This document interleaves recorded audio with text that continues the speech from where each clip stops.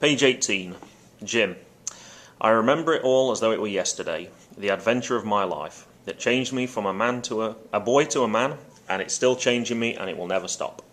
It began in the spring of 1775, and I, but 14 years old, was in charge of the family business, the Admiral Benbow Inn at Black Hill Cove on the south coast of England. I remember the date, for that was the year my poor dear father died, a blow from which I will never recover. It was during this illness that he went to London to find a specialist who might save him. Jim. Please take me with you, father. Please, please. I begged him day and night, but he wouldn't do it. Looking back, I can see that he was protecting me. Page 19. Jim. Yes, father, I promise. A letter reached us 3 months later that he died in London, in that faceless city, alone and without his son. Here was the man I worshipped, ate with, slept with, laughed with, taken from me in a single instant, in the time it takes a beam of sunlight to disappear over the farthest hill. Farthest, farther, gone. While he was alive, we went everywhere together, coupled and inseparable, like Juno's swans. If that sounds Shakespearean, it is. My father was a simple man, but he loved reciting Shakespeare, which he'd studied as a boy. He kept a copy with him in the left-hand pocket of his jacket, and he taught me speeches from the great plays as we tramped the downs together, braced against the icy cold. Friends, Romans, countrymen, he roared against the wind, and I shouted back, lend me your ears. And we'd laugh together, and on we'd go, line after line, mile after mile. My best friend, soon gone, ever loved. So it was, in the year he died, that my mother said, Mother, you're a man now, Jim. I believe I can run the inn without your father, but I'll need your help. Jim. Of course, Mother, and I promise that you'll never want for anything as long as I'm alive. Bold words, but from the heart. And so we picked up the reins of the business and kept it pulling like an ailing dray as best we could. And now the inn comes to life behind Jim. Customers came, village folk, old widow Drews, who lost her astonished husband to the sea, the bailiff and his 2 sons, one good, the other not. The Reverend Mainwaring, who stood next to the...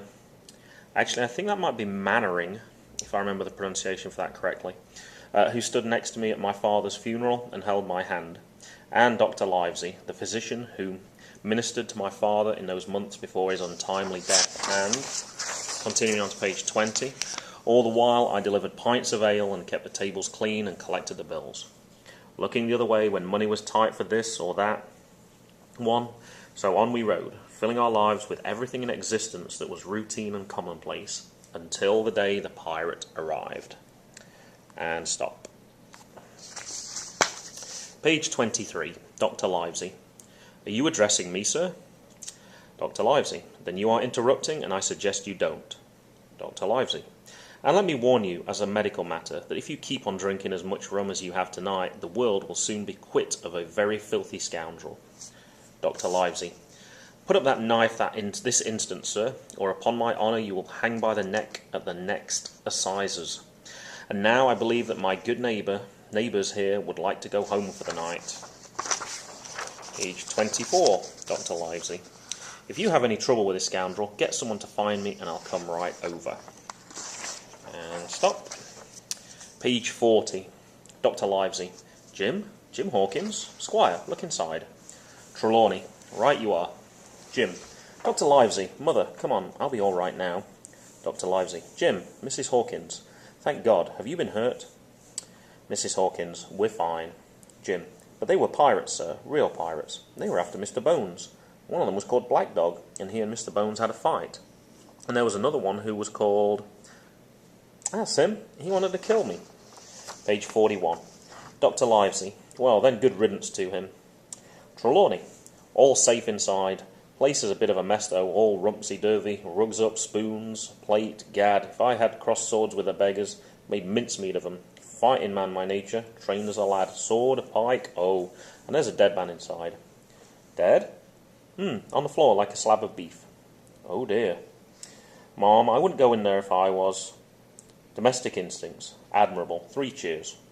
Squire, this is Jim Hawkins, the lad I told you about. Jim? Squire Trelawney. How do you do, sir? Pleasure, lad. Brave boy.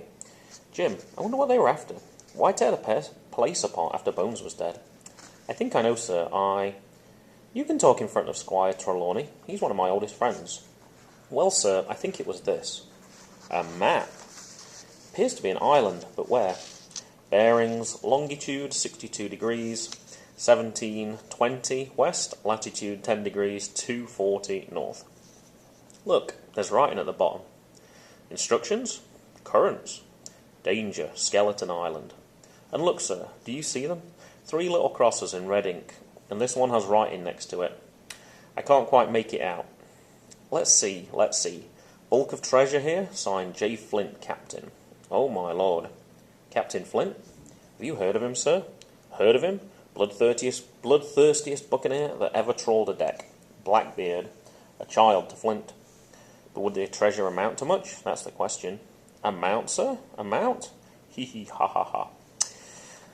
There was a young lad on the sea. There was a young lad on the sea. I'll tell you amount. There isn't a sailor alive who hasn't heard the stories. Pearls the size of ostrich eggs, rubies red as blood, of such rarity you can't look 'em more than a minute without burning your eyeballs. Jade from the dark green east, so fine that you can see your own reflection in it. And gold, more gold than a pasha has, or a king or emperor. Amount? It amounts to the following. With this map in our possession, with this clue, this oyster of information, I will fit out a ship in Bristol dock, assemble a crew entire, lay the provisions, hire a captain, all at my own expense. And I'll tell you, Livesey, as the ship's doctor and Hawkins here as cabin boy, I'll have that treasure for the 3 of us if I search a year, 2 years, 5 years. I will not rest until it's in the hold. Are you with me, lads? Will it be dangerous, sir? Dangerous? Do you think it's a country dance to go to Bristol, then across the waters, through the jungle, up a hill and a clunk? I think I'll take this pirate treasure. Can I have another lemonade? Of course it's dangerous. Now, is it yes or no? Right now. Are you with me, Doctor? Yes. Hawkins? Aye, aye, sir. Ha ha ha, that's the lad. And he dreamed of his lassie, he dreamed of his home.